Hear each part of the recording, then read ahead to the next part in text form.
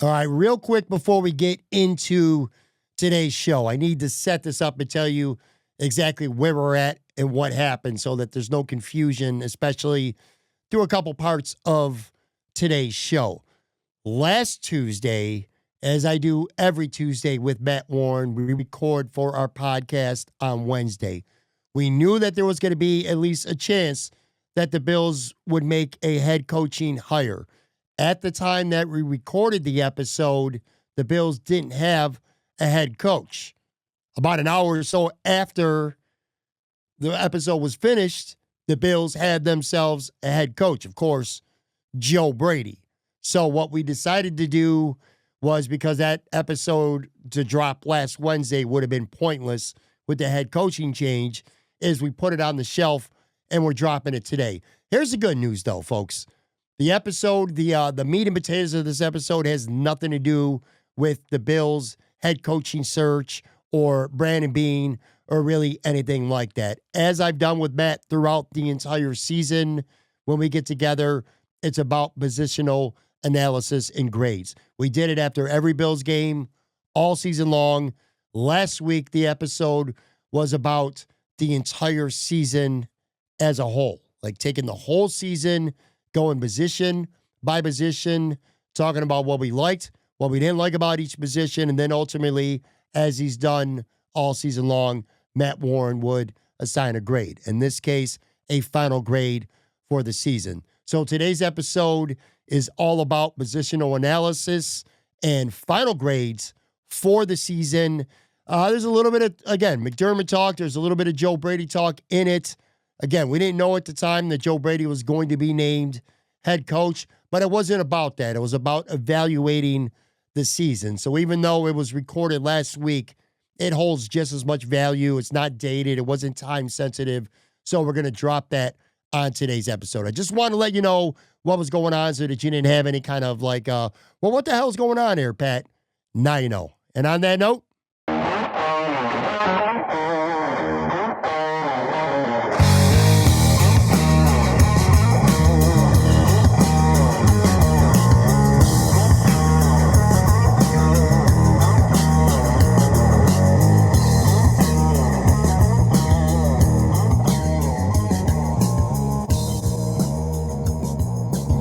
what is going on, everybody? How you doing? Welcome to a midweek episode of Talking Buffalo, your weekday daily driver for Buffalo Sports Talk and more. My name is Patrick Moran. Thank you so much for watching the show, for listening to the show on Apple, Spotify, wherever you consume this podcast. I do appreciate you guys very much. If you're not yet subscribed or following, please make sure that you do that. Big shout out to today's sponsor, the law office of William Mattar. Heard in a car, call William Mattar, 444-4444. Call William Mattar today to get the compensation that you deserve. All right, a lot to get to today. I'm joined by, as always, for this episode, Matt Warren from SB Nation. And let me, for people listening, before I bring Matt in and we start getting into it, I need to preface a few things because it may or may not end up mattering. We're recording this at roughly 10 a.m. on Tuesday. This is scheduled for a Wednesday podcast. As long as nothing happens with the Buffalo Bills making a decision on a head coach at some point on Tuesday, this will drop as it usually does on Wednesday. If something happens, then we will put this on the shelf and release it afterwards. But if you're wondering why, well, two reasons. Number one, why are you not talking about the head coaching search on today's show? Well, number one, because it's very fluid and a lot could happen between the time we record this until you listen to it. And number two, quite frankly, as long as there isn't a decision today, kind of getting burned out a little bit by him. I mean, it's all everybody's talking about. This is a football team that just had, their season kind of ripped away in overtime about a week and a handful of days ago. And we're going to do what we've done all season long when I've had Matt on the show. We're going to digest the Bills positionally. We'll talk about each position. And ultimately, Matt's going to assign a grade. Of course, this isn't a week-by-week thing. This is for the entirety of the season. I think this should be interesting, fun, and different right now. All right, I got all that out of the way. What's up, buddy? How you doing? I'm good. We got through the snow. Like it wasn't too bad here in Batavia. I think we got something like 10 or 12 inches and, nothing too bad out here. I know you probably got hit a little bit more. Yeah. Since I recorded with you last week, though, I was at One Bills Drive for the press conference, and Hmm. driving home from that was a little bit tricky because like as soon as I left the building, I think it was like all the snow hit. And so I ended up at Wingnuts, had some wings. And by the time I left, the roads were a lot better. So that was good. Real quick take. Well, two things. Number one, you being at the press conference. Yeah. When this is all said and done and the smoke clears, we got a lot of off-season stuff to talk about. I'd like to get an in-depth perspective of you being at that press conference because you picked the right one to go to. All right, put it that way. It was very memorable. And another date, another time, I would love to hear your perspective on all of that. Real quick though, you did say wing nuts. Let's how were they? It was How wing were they? It was Wing Wednesday. So it was $1 wing, which I appreciate very much. Very, very much sure. I got the wingnut sauce because I wanted to try their signature sauce. I had never been there before. It was a little bit on the like buttery sweet side for me. Mm. So I don't think I would get that again, but I would recommend that for like my son or something, or my daughter, someone that doesn't really like spice. And then I got the medium wings. I thought the sauce was good. It was a little bit oversauced for me. And then I like my wings a little bit crispier than these ones came out. But I mean, otherwise, I thought it was a very solid place. I'll probably end up going back just because I went to the one that was right next to the airport because it was on my way home, right next to the thruway.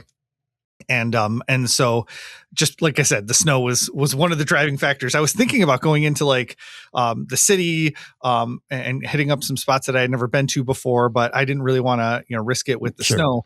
The other thing was like I really want to go to like some of these places, but none of them are open for lunch, and so they don't open till 4. I'm leaving Wood Bills Drive at whatever it was, 1:30, 2:00, and I'm not gonna wait 2 hours to go to Main and Hamlin or 911 Tavern or something like that. So that this is me calling on more wing spots to be open for lunch.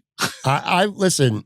I like wing nuts. I really do. I'm not as crazy about it as some other people. I think it's a little bit inconsistent. Like to your point, man. I've had times where I've left wing nuts. I'm like, what the hell's the hype about this place? It's overrated as hell. Then I left there. I went there other times, and I'm like, oh my god, this is just absolutely incredible. I can't wait to go back. Anyway, we'll talk about it again. Got a lot of stuff to get to in the off season. Once all the smoke clears, we can start to have some more in-depth wing conversations. I will ask you this because whatever the Bills do or don't do here as we record on this day, it's not going to affect what's going on with the Super Bowl. We got the New England Patriots, Seattle Seahawks in the Super Bowl. This is the first time, by the way, everybody, since 2003, both teams in the Super Bowl missed the playoffs the year before. New England and Carolina back in 2003. That's the last time that happened. The Patriots were 4-13 last year. Seattle was 10-7, but they missed the playoffs.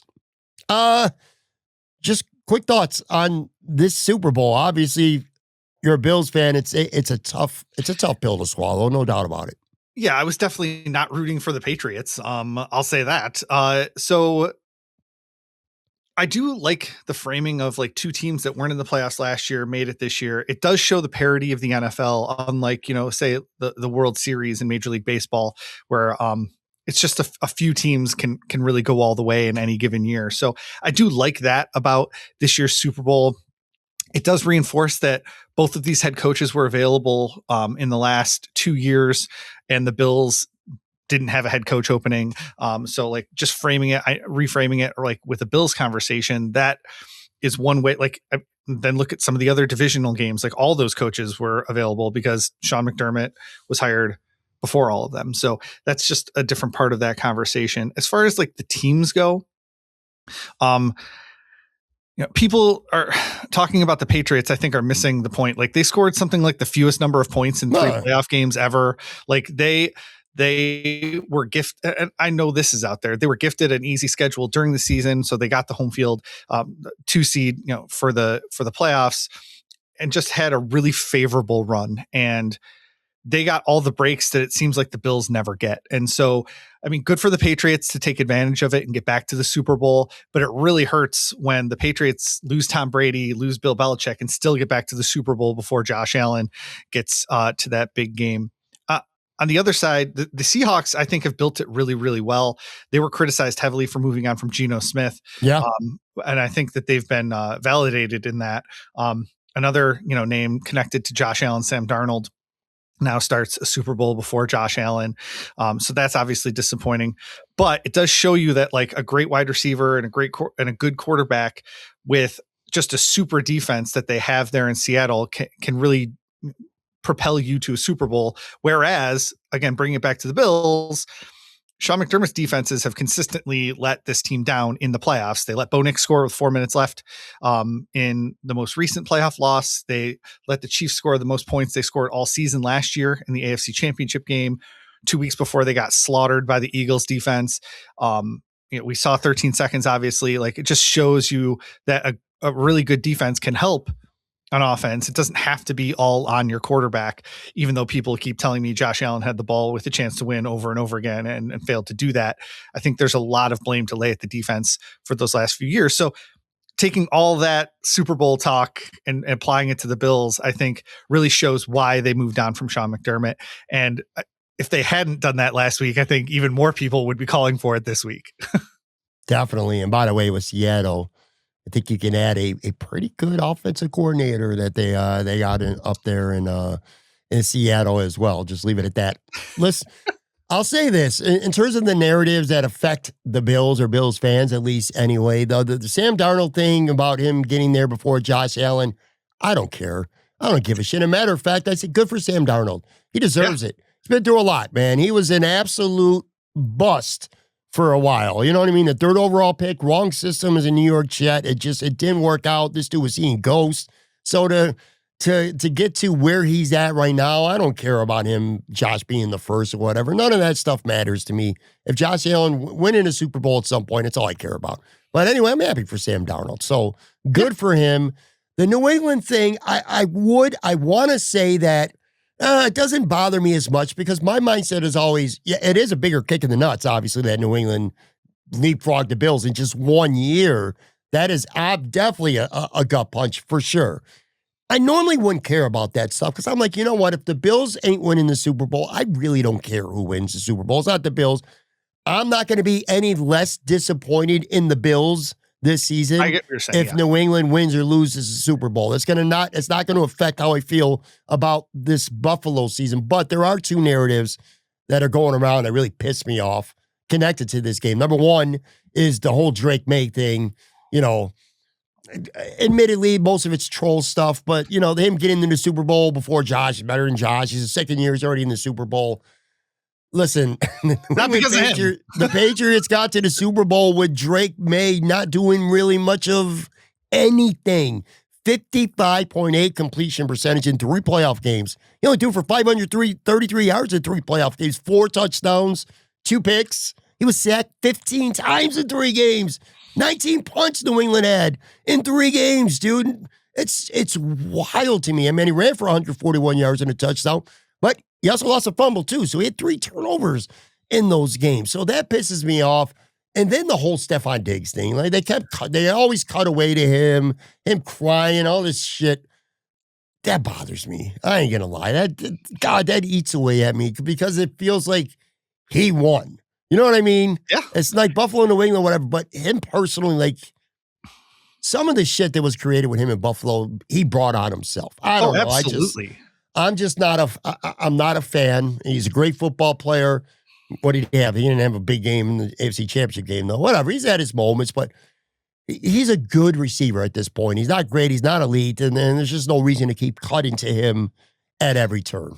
So that kind of annoyed me. One quick coach take I will sneak in real quick. I'm just going to say, I wonder if, and maybe you already know by the time you listen to this, but I got to say this. I wonder if Seattle beating the Rams cost the Bills Clint Kubiak. I'm just saying. I think it probably did. According to Adam Schefter, it did, because he was the one that's saying that every coach is going to be hired by midweek, which is why you even put the caveat at the beginning of this episode. Like, yeah. If they lost, he'd be free. Midweek, but if they lost, he'd be free, and they could have hired him midweek this week. I am. One of the things that did make me happy about the Patriots winning was that the Bills were able to talk to Davis Webb, at least have a conversation with him before they moved forward with their coaching search, wherever it ends up. Agreed. All right, let's get into why we are here primarily today. Again, if you're not new to the show, brand new, all season long, every week, Matt and I converge. We go through the Bills positionally, reviewing the game before, talk about the good, the bad, and then ultimately Matt assigns a grade for that game. We're going to do this, but now on a whole broad, full season spectrum. Let's start with the quarterback, of course. Josh Allen, 319 for 460 this year, 69.3 completion percentage, 3,668 passing yards, 25 touchdowns, 10 interceptions, sacked 40 times. Down a little bit statistically in completion percentage, passing yards, touchdowns from last year. Down pretty huge in turnovers, only 6 in 2024. Double that here in 2025. He was responsible for 12. Rushing pretty much along the same in playoffs. I thought he was brilliant against Jacksonville. He was brilliant. He willed the Bills to the second round, literally, and costly misses we all know about in the Denver game. As a educator like you were, Matt, I've said this a few times. Does he get graded a little bit on a curve? Because are you comparing Josh Allen when you put a grade out to 31 other starting quarterbacks in the NFL? Or are you saying, all right, I'm going to compare Josh Allen this year to what I saw last year, which of course he was the MVP of the league last year. So that's an incredibly high bar. A little tricky to do Josh Allen, but how are you going to do it? What are your thoughts here? Yeah, I'm grading him against the rest of the NFL. And so I gave him an A for this season, not an A plus, which is what I would have given him last year, but a little bit of a step back, more sacks, more turnovers, the boneheaded game against the Broncos, even though they were in a position to win that game anyway. The inability to push the ball down the field this year. We'll get to that with receivers and coaching for sure. But I mean, it all kind of goes together. And, he did play on a bad wheel for a good chunk of the year. Yes. Whether it was sprained or broken is still kind of a little bit nebulous, but him playing through that and still having as good of a year as he did, I think is truly remarkable. I mean, whether or not he had a broken nose when he got the helmet smashed into his face or not, like just he played through a lot this year. And I think I'm not giving him like a bump in grade for that. I think his stats alone and how he played this year earned an A. But if you even wanted to throw in like that little, everything he had to deal with, I think it's even more impressive. So I give him an A. A lot of movies, the sequel is not better than the original. And I think that's what we're talking about with the MVP season. I like that take. I'm almost completely with you. I would say just a little bit lower for me. A minus. I mean, tomato, right? A minus. They're both good. I look at it this way: how many losses this year with the Bills can you walk out and say Josh Allen is one of the biggest reasons why they lost this game? I came up with 2. The Denver game. I mean, he did everything to bring them back, but he also helped put them in a hole. He's a big reason why they got down 2 scores in the second half, why they were down 13 at one point. That game and the Philadelphia game, I thought he was terrible in the Philadelphia game. We've talked about that a few times. The rest of these games, the Houston game, where was the offensive line? Nobody, you know what I mean? They didn't play well enough. The Miami game, nobody showed up for. The New England game in week 3, there was a couple of mistakes, but, the Keon Coleman fumble, that's not Josh Allen's fault. There wasn't the end around fumble, too. In that play, that's not really. I think technically that might have been Josh Allen's. It was assigned to him, but exactly. But it wasn't really a Josh turnover. So his fingerprints were on only 2 games this year, as far as I'm concerned, with them losing. He did some special things, and look, he didn't have the best set of weapons to work with. Dalton Kincaid was hurt a lot. I mean, sometimes he was on the field playing hurt, sometimes he was out. So I mean, that's his primary weapon there. Palmer was hurt, didn't do anything. Samuel we already know about. Keon we already know about. So, he won the MVP last year, and I think he might have even had less to work with throwing the ball this year. So A minus, I think, is fair. He also didn't get to play against the Jets running for the Cancun in week 18 when Mr. Trubisky put up MVP numbers. Yeah. Good point. All right, running backs here. James Cook. Who would have known if we were doing a season preview in September, we'd be saying James Cook led the NFL in rushing with 1,621 yards. You go back to that Jets Week 18 game, he carried the ball 2 times for like 13 yards and then took a seat for the rest of the night. If they needed that game, and we saw Ray Davis go for well over 100 yards, James Cook is at probably around 1,750 yards for the season, minimum for him. 5.2 yards per carry, 12 touchdowns, 33 catches, 291 yards, 2 touchdown catches. I'd say the downside, though, there was a little bit of a downside. Not a little bit, kind of a lot near the end. He did fumble the ball 7 times. Yeah. 4 of them he lost. That became a problem later in the season, and it hurt them against Denver. So there's Cook. Ty Johnson, a slow start to the year, but 50 carries, 200 yards, 24 catches for 263 yards. Ray Davis, 58 carries, 275 yards. Most of those were against the Jets in Week 18. 10 catches for 86 yards, 2 touchdowns. What do you got? When I wrote this down, I wrote A initially, and then to your point, I saw the turnover numbers and knocked it down to an A-. Like, they had the league's leading rusher, but those fumbles hurt the Bills in several games, especially in the Denver game. We neglected to mention Reggie Gilliam last week, and I want to throw him in here with his God, why do I keep doing that? Push magic, magical tush energy, whatever you want to call it. I don't know. So we love a good Reggie Gilliam tush push. So I thought everyone contributed in this group really, really well. The turnovers thing knocked it down to an A- for me. You need to hold my feet to the fire when I continuously forget about good old Reggie Gilliam. Yeah, that sounds right. The turnover is a big deal. The turnover, the fumble played a role in them losing a very close game that came down to 1 or 2 plays. Playoff game. That said, it was fun. The running game was, for the most part, electric. That Pittsburgh game was definitely a highlight. No starting tackles, and they go with Anderson and Vandermark and just ran the ball down their throats. Yeah, Awesome year for James Cook. All right, well, the most talked about position on this team anyway, wide receiver. Khalil Shakir, 72 catches, 719 yards, 4 touchdowns, 541 yak, a little bit down from last year. I'll say this, though, because playoffs matter. 2 games, 19 catches for 157 yards in the playoffs. He was fantastic in the playoffs. Absolutely fantastic. Keon Coleman. Not 38 catches, 404 yards, 4 touchdowns. He had 114 of his 404 yards for the season and 8 catches and a touchdown in his first game. We know what he was. Beyond that, what he was a healthy and active 4 times. And he also got benched for part of a game as well. So it was a bad year on the field for him, and it was a bad week for him off the field last week at that press conference. Josh Palmer, very disappointing. 22 catches, 303 yards, couldn't stay healthy. Tyrell Shavers, 15 for 245.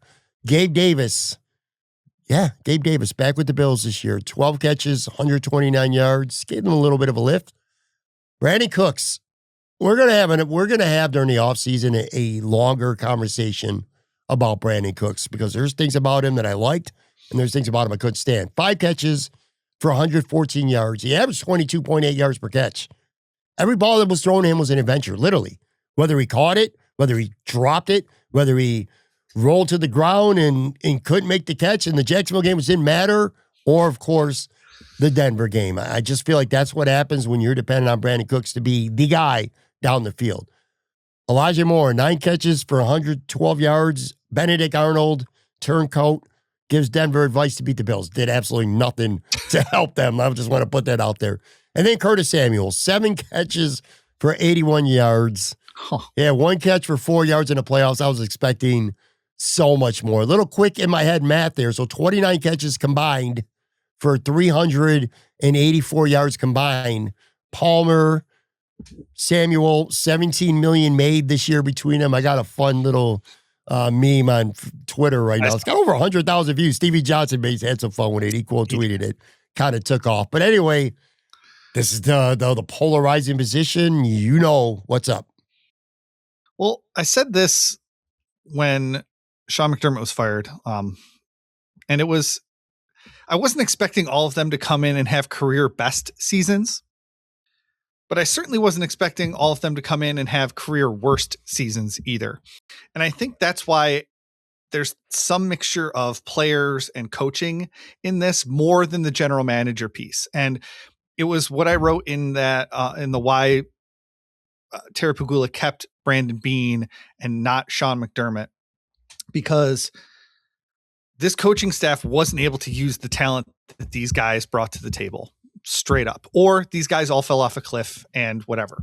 But I compared the best season from all of them with this current season. And like I said, it wasn't just that they didn't get to their career bests. They just all had career worst. And so it's not a talent issue. These guys are all talented. It was a utilization issue and a coaching issue. And so whether it's on the player or Joe Brady or Sean McDermott or whoever it is, I did tend to give Brandon Beane at least credit for putting a lot of tools into the toolbox that weren't utilized in the way that I think they should have been. So maybe that's me being a Brandon Beane homer or whatever, but they all had their career worst seasons. I gave this group a D+ collectively because Khalil Shakir is, enough to keep them from failing, I guess is the right way to say. And they still had one of the top passing offenses in the league. Like, it's not like it was, a complete crap show the whole time. Like, they still were able to manufacture some offense, a lot of offense. And so, I don't want to give them a failing grade on this, but it's not good.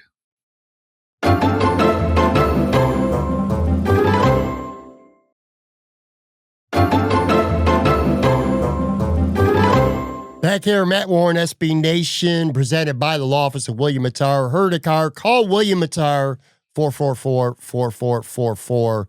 When you were a teacher and you gave out report cards, it was like that when I was in school. Maybe it's not anymore, but if you got a certain grade, you had to bring your report card home and mom or dad had to sign it. Was that the case? No. I never had to have anyone sign it. No. Oh, what the hell, man? That's bullshit. I also taught general music and chorus, and so if people got bad grades in my class, their parents usually didn't care, which I don't like saying out loud. Someone told me that at the poker table at the Buffalo Casino once. Like, oh, I told my kids just to don't be disrespectful. I don't care about your grade. I'm like, oh, okay. Well, I hope I beat you. So anyway, a bunch of wide receivers back in my day would have been bringing their report card home to get signed by mom or dad for sure. Because like you said, you gave them a D+ for the year, and I'm with you on that. Tight end, I got a feeling is going to be significantly better. I feel like this became, I don't know if it should be considered a huge surprise, but maybe it's a surprise that just week after week consistently, this was almost always amongst the highest graded position on this team. Dalton Kincaid, 39 catches, 571 yards, 5 touchdowns, which, by the way, the 5 touchdowns still led the team. And we know the story with Dalton. He just wasn't healthy enough. Those numbers could have been astronomical because this was a different team, different offense when he was out there. Dawson Knox, I thought he had a good year. 36 catches, 417 yards, 4 touchdowns. Only one real bad drop, although that drop did cost Josh Allen his 40 touchdown season in Cleveland. Jackson always had a good rookie year. 16 catches, 187 yards, 3 touchdowns. I'll take that from a 5th-round rookie all day, especially, we're just throwing out stats, let alone the blocking that he did. Latu played some, 4 catches for 35 yards. Here's the fun part. Add it all up. Tight ends this year. 95 catches, 1,210 yards, 12 touchdowns. Compared to last year, the Bills tight ends, 71 catches, 795 yards, and 3 touchdowns. So they had 24 more catches this year. They had over 400 more yards receiving, and they had 9 more touchdown receptions than they did a year ago. Tight end, absolutely a consistent strength on this team, even with the Dalton Kincaid health issues. Yeah, I ended up giving them an A+, which I know is not going to surprise you. as you said before, that doesn't include Jackson Hawes playing a huge number of snaps as the quote unquote sixth offensive lineman, replacing Alec Anderson in that role. Dalton Kincaid blocking out in space on a lot of those screens that the Bills ran so much that people complained about them. So I thought they were outstanding in every facet of the game. I'm so glad Kincaid was able to get that Pro Bowl nod with Travis Kelce withdrawing. Cause I think he deserves it. And I think that the Bills tight ends as a group, like you said, like they really were the driver behind this offense all year. And we saw how good Josh was with Kincaid on the field versus with him off of it. And so I do think that going into next year, it's going to be another focus. And I don't know if entering the 2025 season, I would have said, watch out for Dawson Knox on the 2026 roster. I thought for sure he wasn't going to be back. And now, obviously there's a lot of stuff that needs to happen between now and March, but I wouldn't be surprised if he's back on this team next year. It's in play now, at least, anyway, to your point. It's certainly in play. There's two things I learned about the tight end position this year. Number one, we kind of knew it, but this was really confirmed. This offense, at least this Joe Brady offense this last couple of years, it's just dramatically different when Dalton Kincaid's on the field. It's just so much better. He is a matchup weapon, one of the few matchup weapons that they have in the passing game. And Josh Allen, his passer rating when he targets Kincaid is through the roof. So we really saw that this year. And when it comes to Dawson Knox, I'm with you. But let's just say they do move on from him. I saw enough from Jackson Hawes this year to feel good about Jackson Hawes' role being elevated.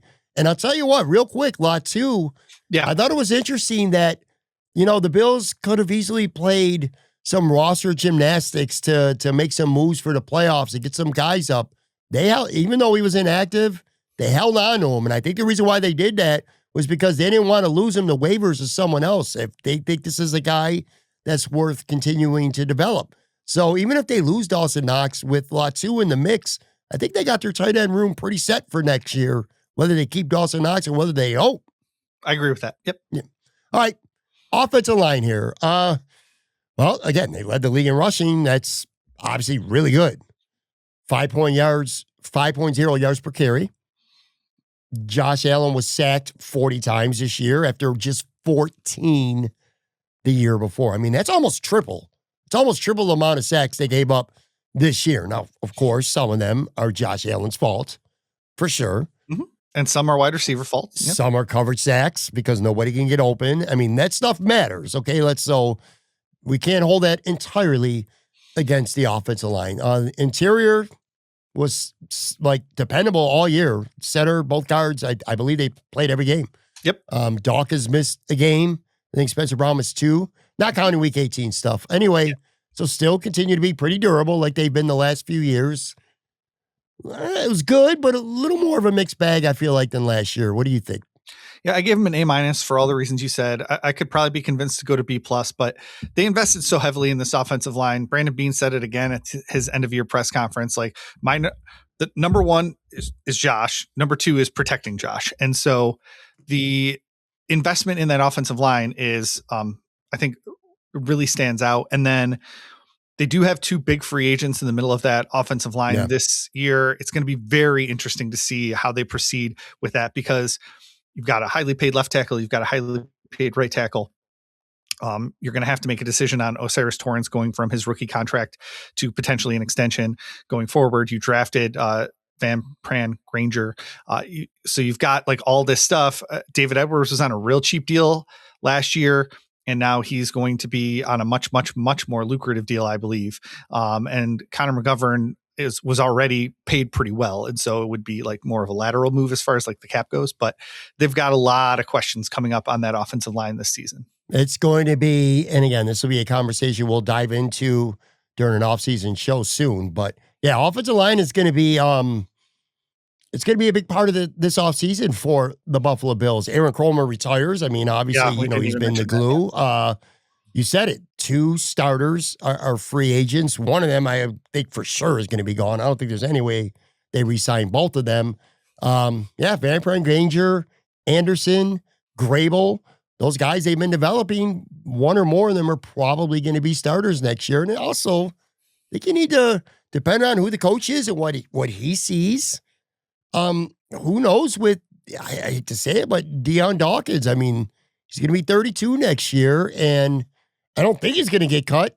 And I don't think his play fell off a cliff by any means, but I don't think it was, I know he made the Pro Bowl, but I don't know that it was quite on par with what he's been. Right. They're not going to cut him like now. That's just cap-wise idiocy, but they would have to eat $9 million in dead cap, 9.7 actually, but they could save almost $16 million in cap space if they were to move on. I don't expect that to happen. And even if it doesn't, there's still a lot of moving parts, including finding a new O-line coach with this unit, which has been, I dare say maybe the most consistently rock stable part of this football team the last 3 years. So it's going to be interesting. All right, let's move to the other side of the ball. May not be as fun here. The grades might not flow quite as freely here. Defensive tackle, Ed Oliver, 3 sacks, 3 games.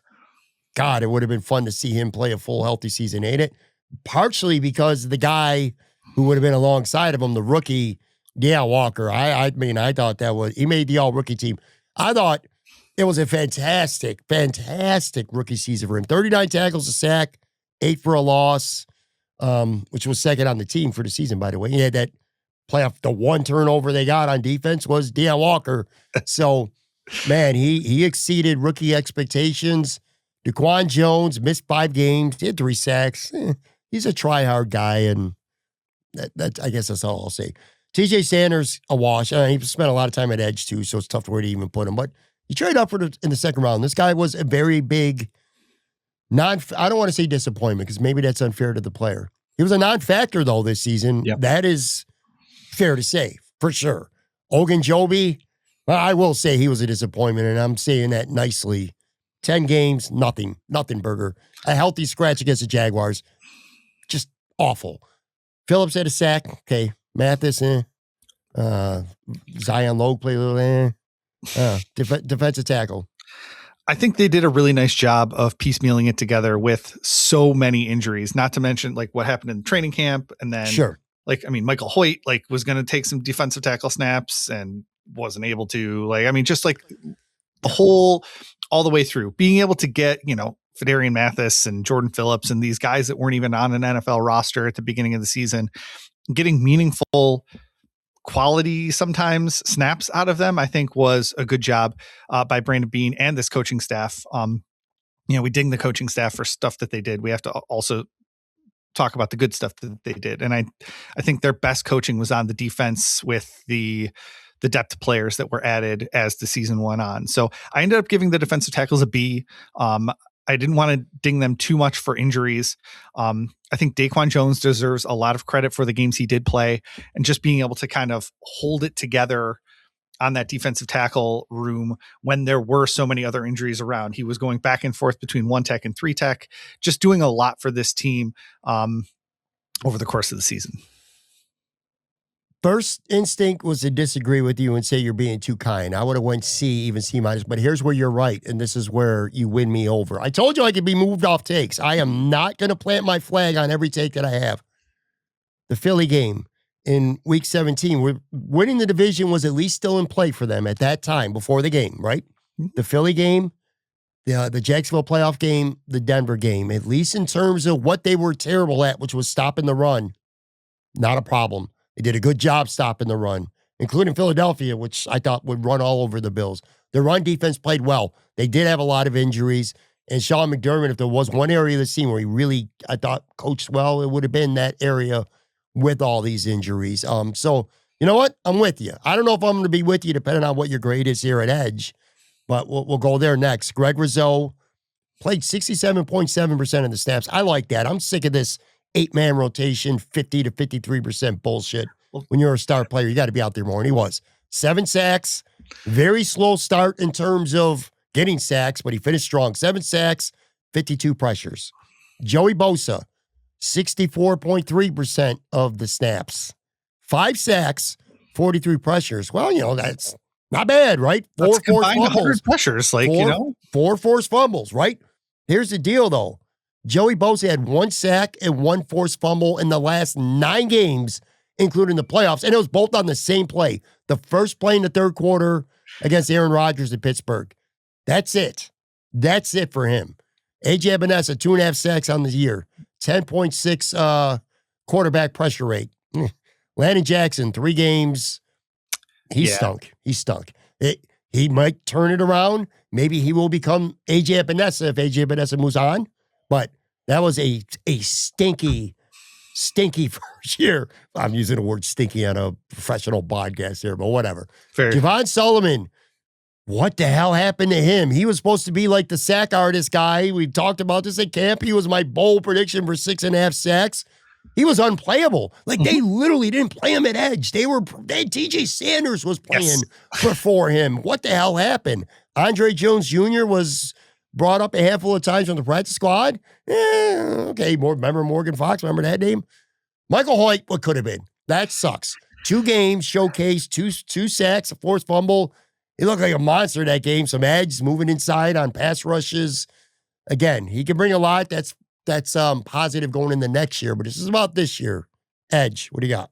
Yeah, I think they were really impacted by that Michael Hoyt injury. They were really hoping he was going to come in and give them a shot in the arm and be that 4th defensive end in the rotation, or I mean, maybe even 3rd, ahead of AJ Epinesa. But that injury obviously stopped that from happening. Bosa really faded down the stretch. I wrote that out. I did like Greg Rousseau's season. I know some people don't love his numbers, but I think he gets pressure and does what they need him to do on the edge, setting for the run game in particular. They really didn't get anything out of the top 3 guys. I ended up with a B minus for them. I could be convinced of a C plus if you want me to. But I do think that, like, when you look at their overall numbers, especially the top 2 guys, I thought that they were, fine to pretty good. And like I said, with the Hoyt thing, like, they really needed that guy in the lineup and weren't able to do that. You said B minus? Yeah. But you could be convinced to a C plus? Yeah. I'm probably not going to be able to convince you of this, but mine would be a C minus and possibly a D plus. With the wide receivers where we talk about Khalil Shakir saved it from being an absolute disaster, Greg Rousseau did that for me with this positional group. I don't think Bosa was horrible. Like, that's we talk about Deion Walker being flashy, right? Like, having plays where he comes out or games where he comes out and has like really good moments and then just doesn't other times. Bosa had those. It just so happens that the last 9 games, I mean, maybe it was conditioning. Maybe he hasn't played a full NFL season in so long that, like, he just faded down the stretch because, he wore down. But I thought his overall numbers looked okay to me. He was a bust in January when you needed him. You signed him for January. You did. You signed him for January, and he did absolutely 0 against Jacksonville and Denver. Less than 0. AJ Epinesa's highlights of most of the season were batted balls, which you can blame on the quarterback as much as you can potentially credit him. Now, injuries were a factor with Jackson, so we never got to see if he could develop. Michael Hoyt, like we talked about, that was a big blow. Again, Javon Sullivan. But they need where's more where's the development on Javon Sullivan? He became unplayable. Yeah. And then you go back to the playoffs. Well, I think there should be a bigger grading curve. And Bo Nix threw the ball 46 times. He didn't get sacked once. One of those guys got to bring him to the ground, and they didn't. We talk about development with the coaching staff all the time. The Bills have had, I mean, we talked about this before the season. We talked about it ad nauseum for the last several years. The Bills have had so much quote unquote talent come through the defensive line that did absolutely bupkis here and then did stuff elsewhere. And so that's kind of where I'm at with the defensive line. Is like, we need to see more development from whoever's coaching them next season. And whether that's at defensive end or defensive tackle, we need more of, like, AJ Epinesa plateauing where he was, or Greg Rousseau plateauing, Joey Bosa backsliding, not being able to develop, Javon Solomon not being able to develop. I mean, we have so many people we could put in there, Tim Settle or, whoever, Puna Ford. I don't know. Well, here's where I'm at. If and you're right about the defensive line. And if these guys, a couple of them go on to look better when they leave Buffalo, let Joey Bosa go have 11 sacks somewhere else. Let AJ Epinesa go have 7 sacks somewhere else. Let those guys go get money somewhere else. And they have 2 free agents there too. And so, like, Greg Rousseau is the only guy that played significant snaps for them at defensive end that's still under contract for next year. Yeah. Then Landon Jackson, Michael Hoyt, they're going to have to make a move there at edge. There's some holes on this team. Again, another conversation for another day. Let's get to linebacker here before we take our last break. All right, so Matt Milano, 12 games, 67 tackles, 3.5 sacks. I thought he looked amazing at camp. He looked kind of pedestrian for a chunk of the year, and then kind of a switch kind of turned. I thought he looked really good in the back half of the season. Shaq Thompson, arguably their best free agent signing this offseason, actually. He was good. Minus that New England game. Didn't matter because the Bills won, but I remember that game specifically. Yeah. He was terrible in that game. But other than that, Shaq Thompson was really, really good. Injury issues and age, concern with both those guys. Maybe the most disappointing player on this team is Terrell Bernard this year. 12 games. Yeah. He was hurt all year. I know. I tweeted this out. I heard, and this isn't speculation, I heard this from a reliable source. I'll say that. Terrell Bernard got hurt in the third practice of training camp. And for a variety of different issues, I was told he was never fully 100% healthy for a practice, a preseason game, or a regular season game the entire season. He was playing through something literally since July, and it showed because he was hurt and he was awful. If he doesn't have his speed and he's not full go 100%, he's too small to be effective. So he was not healthy and wasn't good. Dorian Williams, I thought, was fine. Go ahead. Yeah, I can't remember which quarterback Bernard was chasing after during one of those regular season games. It was one of the old guys. I can't remember which one, but he looked so slow. And I'm like, if you can't catch him, I don't know how you're even out there on the field at all. Maybe? Right. What's that? Was it Penix, maybe? No. I remember the play, too. It's stuck. It's on the tip of my tongue. It looked like he was running in sand, like the whole time. I remember that. And it just, I felt bad for him. Like, to your point, like you said, how many games he played. I know that guy, like, was playing through it the whole year. Davis Mills, I think it was. Maybe. I don't know. Doesn't matter, but it was not somebody that you would expect to be running away from Terrell Bernard with such ease. I'll say that. So I do like the Matt Milano thing. It'll be interesting to see if he comes back next season. He's a free agent, and sure, with the change in coaching staff, potentially we'll see what ends up happening there. Shaq Thompson, again, like you said, great find. If you're going to talk about the misses, you have to talk about the hits, and I really like that. I thought Dorian Williams was fine. I ended up with a B- for this group, mainly because I do put a good chunk of those big runs on this group, over pursuing, getting lost in the shuffle. The way the Bills run their, or at least have run. Sorry, I can't talk in present tense anymore because they don't have the same head coach anymore. But the way the Bills have run their rush defense, it's all single gap. And so if you're not in the place where you're supposed to be, there's nobody else there for you. And so they can run past you. And I thought the defensive ends, outside of Joey Bosa losing contain on some of those end arounds, AJ Epinesa from a time or two, you can blame those guys. But I think the rest of those big runs that were kind of up the middle were all on linebackers over pursuing, and so I knocked them down to a B-. I agree with you. I think a B- is an excellent grade. All right, one more real quick break. Come back. We'll get to the secondary coaching and put a wrap on this episode. Whoops. I'm back here. I'm hitting all kinds of wrong buttons. We got about 20 minutes left here with Matt Warren. A lot going on here as we finish this recording. All right, cornerbacks. Christian Benford, 84.8 passer rating against. He had 2 interceptions. He did have that stretch. He won Defensive Player of the Week against the Bengals. He had I had 2 touchdowns, 1 interception return, 1 fumble return for a touchdown. That was against Pittsburgh. You know, I was wrong. Before the break, I said Shaq Thompson was probably the Bills' best free agent signing. No, he wasn't. It was good. Trey White was the Bills' best free agent signing. I can't believe I'm saying that, but he absolutely was. 66.3 passer rating against for the season. He only gave up 207 yards for the whole year. He got his hands on that ball in Jacksonville. Maybe one of the biggest plays of the season where Cole Bishop intercepts the ball. The Bills hold on to beat Jacksonville. Teron Johnson, 92.6 passer rating. He was victimized more than you want to see. Could be interesting what happens with him this offseason. Maybe Jordan Hancock, although he played some safety this year, maybe he gets a crack at that. We'll see how that plays out. That's in the future. Max Harrison, 11 games, unfortunate injury at camp, comes back. I thought it was pretty good. 94.3 passer rating against. Got beat. The couple times he got beat, though, the coverage was right there. Like that Waddle touchdown. I remember that game saying, oh, he got cooked. He didn't get cooked. He was right there step for step. Perfect throw, good play by Waddle. Injury at the end of the year sucked and hurt him, ultimately. Dane Jackson played 4 snaps all year. 3 were in a regular season, and 1 is part of the reason why we're talking about this season being a past tense straight up right now. Anyway, corners. I thought they really rounded into form. I was worried about this group heading into the season, as I think most people were, because they weren't sure what they were going to get out of Trey, and he played so well this year. And so even when they did have a couple dinged up injuries from Benford and Hairston had to step in, like they just did a really nice job. And you really need to give the coaching staff credit for bringing along Hairston, despite him missing so much of training camp and having him still be able to play meaningful snaps and play well during the regular season. And so I ended up giving the cornerbacks an A. I really liked what they brought to the table this year, even if we did see a little bit of a step back from Teron Johnson. Trey White was he was a saver.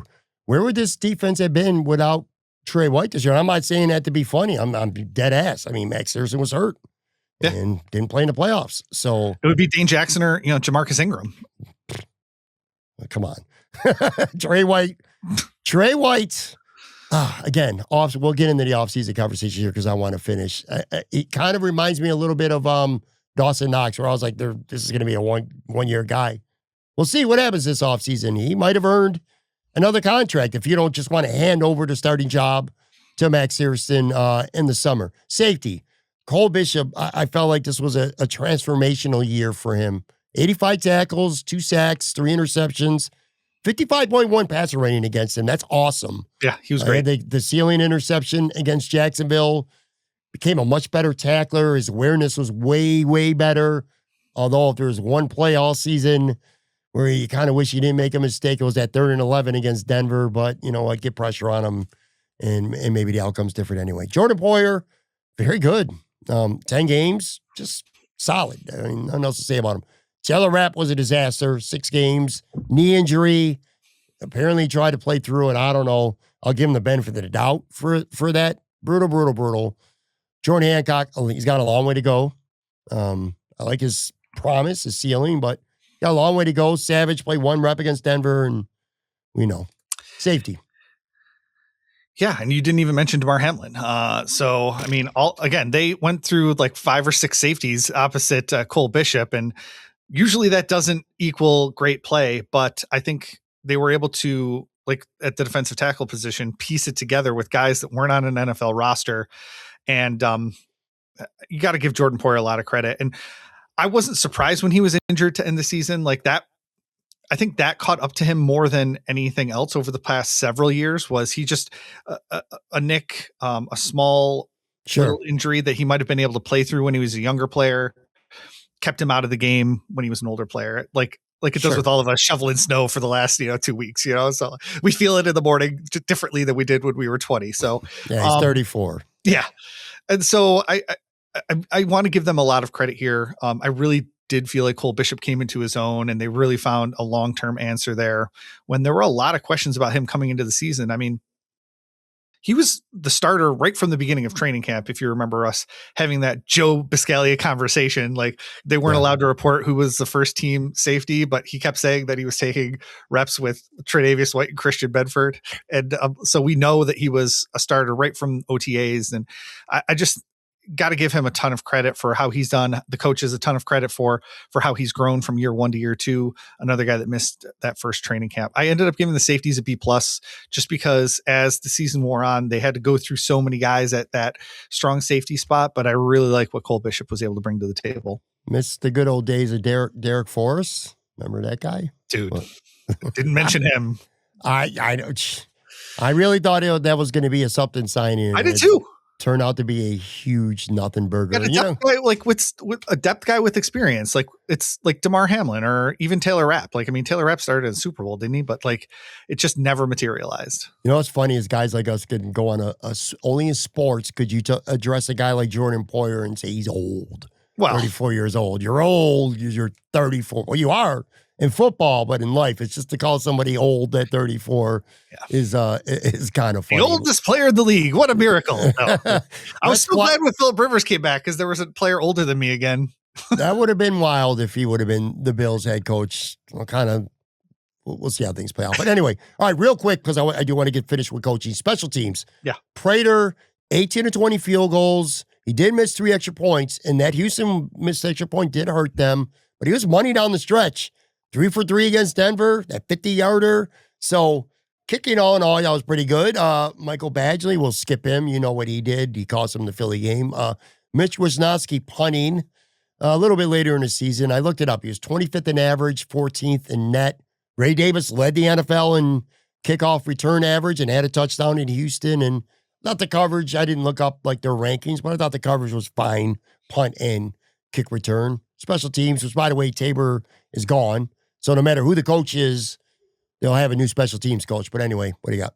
Yeah, I give them an A. I think Wisniewski and Prater were both not on this roster during training camp, and for them to come in and just play really, really well is just give a ton of credit to them and to the general manager, the coaching staff, everybody. So let's just start there. Like Tyler Bass getting hurt when he got hurt and being able to add a guy that was so consistent for the whole season outside of the one game he missed, 2 games he missed, I think was just really, really good.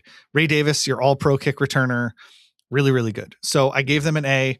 Badgley probably knocks that down to an A- if I'm being honest, but yeah, I thought they did fine. Me too. All right, coaching here is how we'll wrap. It's gonna be a little complicated because because McDermott, this roster wasn't great, and we talked about I thought he really did a good job with defensive tackle position, safeties. I thought he coached circles around Liam Cohen in Jacksonville, to be honest with you. I really do. But then we had the defensive playoff collapse and a couple questionable decisions. That 3rd and 11 to me is going to haunt them. Just not bring the pressure on. They couldn't get Bo Nix to the ground. Someone that's got to be on him. I don't know how to include Bobby Babich in this because I don't know to what extent he's responsible for the good and the bad that we saw from the defense this year. And then Joe Brady. I mean, a lot of criticism, a lot of it warranted, but I've said it and I'll continue to say it. I thought he was excellent in the playoffs. I thought he was in his bag. I mean, they did a great job scheming guys open in Jacksonville, and the plays were there in Denver for Josh Allen to make. It's not Joe Brady's fault he missed Dawson Knox. It's not his fault that Brandon Cooks didn't come down with that catch. It's not his fault that, it's Mikael Hardman out there and Josh had an opportunity overtime to hit him. And blame who you want on the play, but it's not Joe Brady's fault. I know that much. He was open, and there's other plays too. So I don't know, man. I'm a little bit higher on Joe Brady's job than I think the average person is, the average Bills fan this year. But there were times where, I feel like he could have made Khalil Shakir more of a weapon than just behind the line or within 2 yards. I could keep going on. I want to hear from you though, because this is a tricky kind of complex water to sail over. Yeah, the Bills had a good year with the coaching staff. I don't think they had a great year. And I think the more removed from the season you get, I think that's a little bit easier to see because people were talking about Sean McDermott, like had a great coaching year. I can't believe he was, fired after another great year as Bills head coach. And I didn't see a great year. I just saw a good year on defense. And they had a really good year.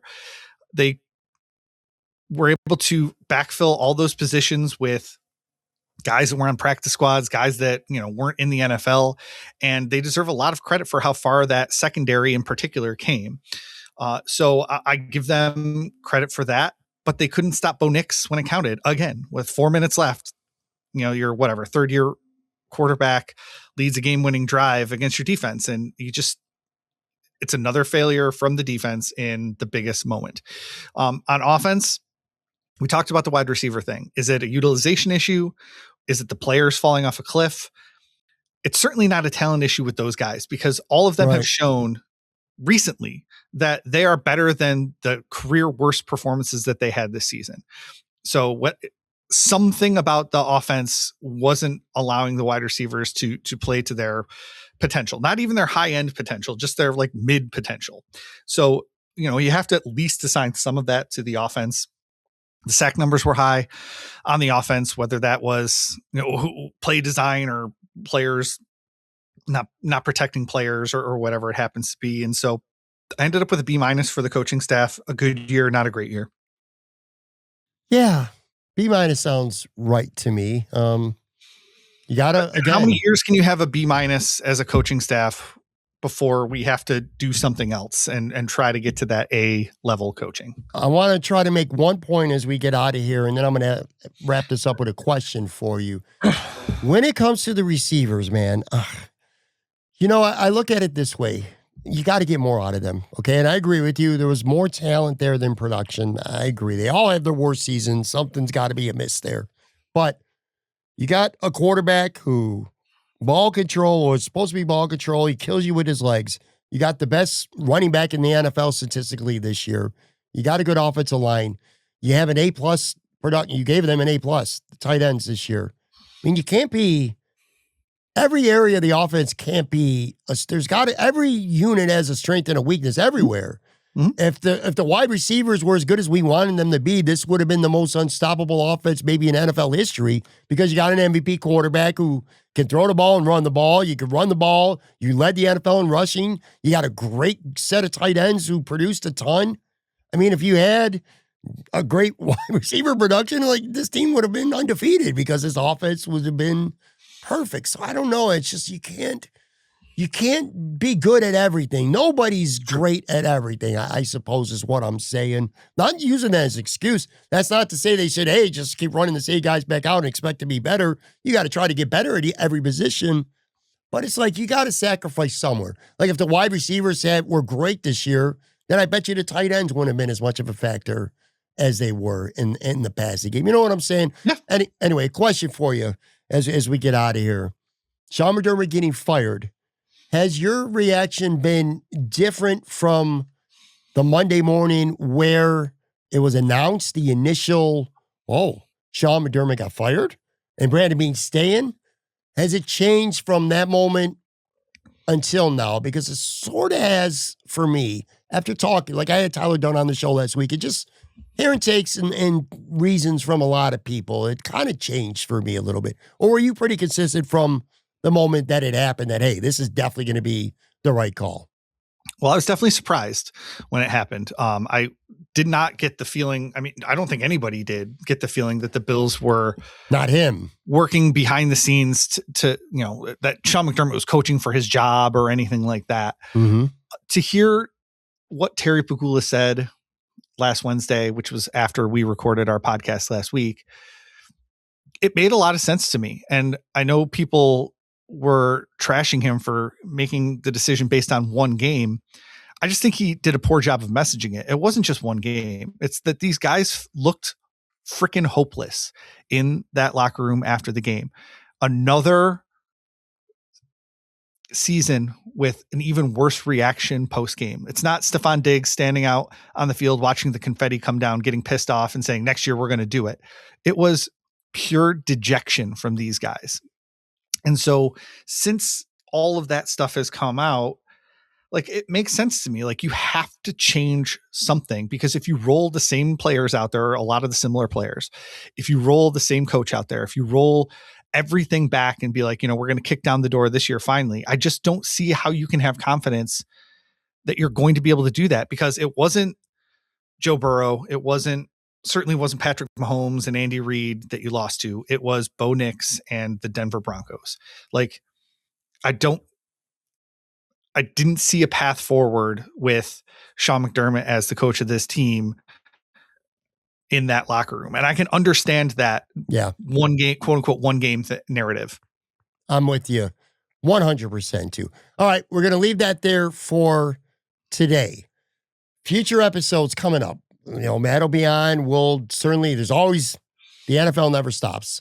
Maybe next week or whenever, there'll be head coaching stuff to talk about. But regardless, week by week, we're going to have plenty of off-season Bills content between cuts, free agent speculation, wish lists, draft season, of course. It never ends. Plus, we're going to dive into starting with this offseason, some SB Nation stuff, some Buffalo Rumbling stuff. We're going to start featuring an article or two, and we'll kind of deep dive into stuff that's going on specifically with the organization, and Matt represents SB Nation. So lots of stuff. It's not going to get boring, that's for sure, in the offseason. Appreciate you as always, buddy. Thanks. Have a great week. All right, guys, be back. Brand new episode coming at you tomorrow.